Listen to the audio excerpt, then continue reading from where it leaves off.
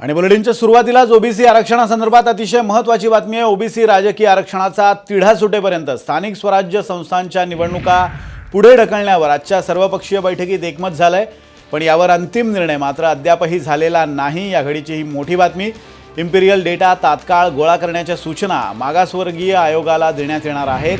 बैठकीला मुख्यमंत्री उद्धव ठाकरे, छगन भुजबळ, विजय वडेट्टीवार याशिवाय नाना पटोले आणि देवेंद्र फडणवीस हे नेते उपस्थित होते। या बैठकीत अनेक महत्त्वाच्या विषयावर चर्चा झाली आणि यात महत्त्वाचे दोन मुद्दे चर्चेले गेले ते म्हणजे इम्पेरियल डेटा संदर्भातला मुद्दा आणि ओबीसी आरक्षणाचा निर्णय होईपर्यंत स्थानिक स्वराज्य संस्थांच्या निवडणुका पुढे ढकलण्याबाबतचा निर्णय या बैठकीत घेण्यात आलेला आहे। मात्र अजूनही त्यावर अधिकृतरित्या शिक्कामोर्तब झालेला नाही आहे। राज्य मागासवर्ग आयोगाला तात्काळ हा इम्पेरिकल डेटा जमा करण्याकरता सांगण्यात यावं। त्यासोबत जोपर्यंत हे होत नाही, त्यांचं काम पूर्ण होत नाही तोपर्यंत निवडणुका घेण्यात येऊ नये। आणि तिसरं, ज्या 3-4 जिल्ह्यांमध्ये याचा जास्त इफेक्ट पडतोय, जिथल्या जागा जास्त कमी होणार आहेत, त्या 3-4 जिल्ह्यांकरता वेगळा विचार करून तिथे जागा कशा रिस्टोर करता येतील याचाही प्रयत्न राज्य सरकारने करावा। अशा या 2-3 मुद्द्यांवर आम्ही आज चर्चा केली आणि त्याच्यावर एकमत केलं। सगळ्यांनी या संदर्भात जो काही या ठिकाणी चर्चा झाली त्या चर्चेमध्ये सगळ्या गोष्टी एकमतानेच केलेल्या आहेत। मात्र त्याच्यामध्ये अंतिम निर्णय कुठलाही झालेला नाही। आता एवढंच ठरलंय की राज्य मागासवर्ग आयोगाला बोलवून त्यांच्या माध्यमातून इम्पेरिकल डेटा हा जमा करण्याच्या संदर्भातली 3-4 महिन्यात कारवाई पूर्ण करावी। आणि या गोष्टीवर मात्र सगळ्यांचं एकमत आहे की जोपर्यंत हे होत नाही तोपर्यंत निवडणुका ज्या आहेत त्या पुढे ढकलण्यात याव्या।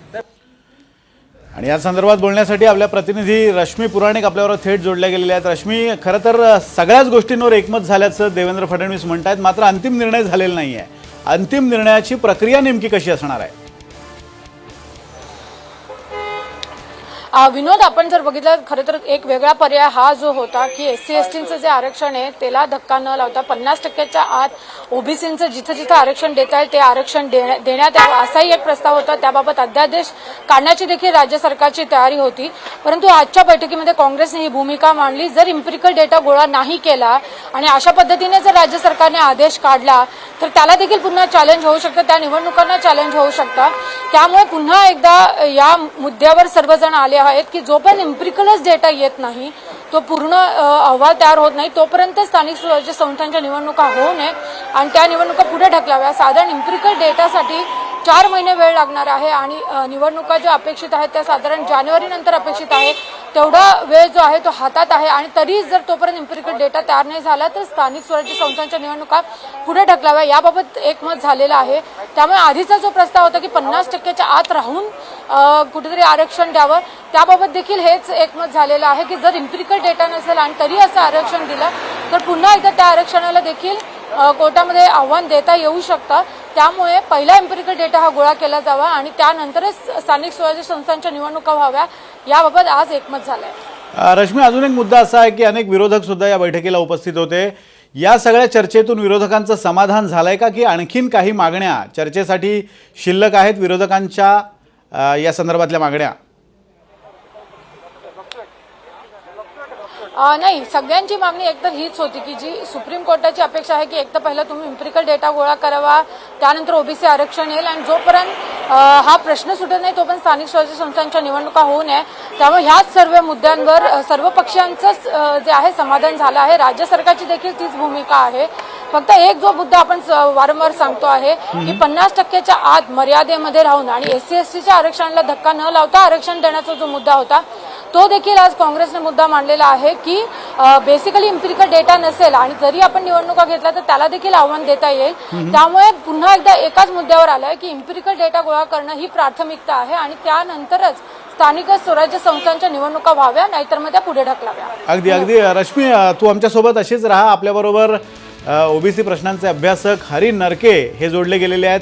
नरके सर, तुम्ही हा निर्णय ऐकलाच असेल की सर्व गोष्टींवर एकमत झालेला आहे। आता इम्पेरिकल डेटा गोळा करण्यावर भर दिला जातोय। पुढच्या 4 महिन्यात हा डेटा गोळा करून त्यानंतरच स्थानिक स्वराज्य संस्थांच्या निवडणुका घेण्यावर एकमत झाले, मात्र अजूनही अंतिम निर्णय नाही। कसं बघता या सगळ्या निर्णयाकडे? की हा अधिकार आयोगाचा आहे, कारण आयोगाने तसा प्रस्ताव राज्य शासनाला दिलेला आहे आणि त्या संबंधीचं काम सुरू करण्याच्या बद्दलचा जो प्रस्ताव राज्य शासनाला मिळालेला आहे त्याच्याऐवजी ते काम रामभाऊ म्हाळगी प्रतिष्ठान सारख्या खासगी संस्थेला द्यावं अशा पद्धतीची मागणी मागच्या वेळेला देवेंद्र फडणवीस यांनी केली होती. ही यावेळेला फेटाळली गेली याचा मला आनंद वाटतो आणि राज्य आयोगाने ते काम करावं असा निर्णय झाला, याचं मी स्वागत करतो. कारण राज्य आयोगाला तो अधिकार आहे डेडिकेटेड कमिशन स्थापन करून हे काम करावं असं सुप्रीम कोर्टाने म्हटलेलं आहे. नंबर 1. नंबर 2, हे काम करायला खूप वेळ लागेल असं जो आभास निर्माण केला जातो ते खरं नाही. हे काम 3 ते 4 महिन्यामध्ये होऊ शकतं आणि शासकीय यंत्रणांच्या माध्यमातून ते होऊ शकतं. निवडणुका अजून साधारणपणे 4 महिने पुढे आहेत, त्याच्या आधी हे काम होऊ शकतं आणि म्हणून मला स्वतःला असं वाटतं की राज्य शासनाने जर इच्छाशक्ती दाखवली, निधी आणि कर्मचारी दिले, प्रशिक्षण दिलं तर हे काम शासकीय यंत्रणांमार्फत 3 ते 4 महिन्यात पूर्ण होऊ शकतं. नडके सर, अजून एक मुद्दा असा आहे की ओबीसी आरक्षणासाठी या एम्पिरिकल डेटाचा फायदा होईलच, मात्र या एम्पिरिकल डेटाचा इतर समाज घटक जे आरक्षण मागतायत, उदाहरणार्थ मराठा समाज प्रामुख्यानं आरक्षणासाठी आग्रही आहे, या डेटाचा फायदा मराठा समाजाला होऊ शकतो का? अगदी एक लक्षात घ्या तुम्ही, हा डेटा एकदा तयार झाला की तो संपूर्ण राज्याचा डेटा बँक म्हणून असल्यामुळे आज राज्य आयोगाकडे जवळजवळ 100 जातींची मागणी आहे आरक्षणाची. त्या सगळ्या 100च्या 100 जातींच्या बद्दल न्याय देणं शक्य होणार आहे. जवळजवळ 101 जातींनी आपली प्रवर्ग बदलण्याची मागणी केलेली आहे, त्या संबंधीची सुद्धा माहिती या आयोगातनं जमा झाल्यानंतर त्याचाही उपयोग होणार आहे आणि मराठा आरक्षणासारख्या प्रश्नाच्या संबंधात सुद्धा या डेटाचा उपयोग होणार आहे. यापुढेही अशा प्रकारचे जे प्रश्न निर्माण होतील त्यासाठीही त्याचा उपयोग होणार आहे. त्यामुळे ही डेटा बँक ही कायमस्वरूपी आणि अत्यंत महत्वाची असणार आहे. नडके सर, अजून एक तांत्रिक मुद्दा असा आहे की हा एम्पिरिकल डेटा गोळा करणार म्हणजे नेमकं काय करणार आहेत, कशा पद्धतीने ही प्रक्रिया असेल? काय असतं बघा, एम्पिरिकल डेटा म्हणजे अनुभव सिद्ध माहिती जी शिक्षण, आरोग्य, रोजगार, निवारा, राजकीय प्रतिनिधित्व या संबंधातली माहिती असते आणि ती आपल्याला जेव्हा मराठा समाजाच्या संबंधी जमा करायची होती तेव्हा मराठा समाजाचा 43,000 कुटुंबांचा अभ्यास आपण केला होता, तेव्हा राज्य हे युनिट होतं. पण इथे मात्र सुप्रीम कोर्टाने असं सांगितलं की प्रत्येक ग्रामपंचायत निहाय वेगळा अभ्यास करावा लागणार आहे. त्यामुळे इथला जो आपला डेटा साईज असेल, सॅम्पल साईज असेल, तो जवळजवळ 60 लाख पेक्षा जास्त कुटुंबांचा असणार आहे. त्यामुळे मराठा आरक्षणाच्या बाबतीमध्ये डेटा जमा करताना 43,000 घरांचा अभ्यास करून जमलं. इथं मात्र ते कमीत कमी 60 लाख कुटुंबांच्या अभ्यासाच्या पुढे जावं लागेल आणि 29,000 युनिट्स म्हणजे 28,000 ग्रामपंचायती, 367 नगरपालिका, नगरपंचायती, नगर परिषदा, कॅन्टोन्मेंट बोर्ड, 351 पंचायत समित्या, 34 जिल्हा परिषदा, 27 महानगरपालिका, म्हणजे जवळजवळ 29,000 युनिट्सचा स्वतंत्र अभ्यास करावा लागणार आहे. त्यामुळे हा डेटा मोठा असणार आहे, पण तोही प्रशिक्षण देऊन आणि सरकारी कर्मचारी वापरले तर 3 ते 4 महिन्यात जमा करणं शक्य आहे. अगदी नडके सर, तुम्ही दिलेल्या या प्रतिक्रियेबद्दल आणि माहितीबद्दल, विस्तृत माहितीबद्दल धन्यवाद. आपण पाहतोय की एक मोठा सॅम्पल सर्व्हे असणार आहे.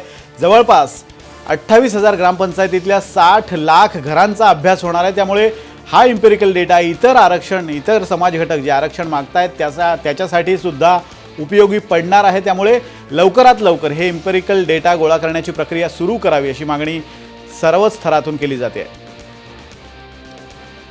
नेमकं या संदर्भात आणखीही काही प्रतिक्रिया आल्यात, काय काय प्रतिक्रिया आल्यात आपण पाहूयात. एम्पिरिकल डेटा किती कालावधीमध्ये गोळा करावा हा एक मोठा विषय आहे. दुसरीकडे निवडणुका घेऊन ओबीसीचं आता 0 असलेलं आरक्षण कसं वाचवता येईल, एक 8-10% नुकसान होईल, पण त्याच्यावरही चर्चा झाली.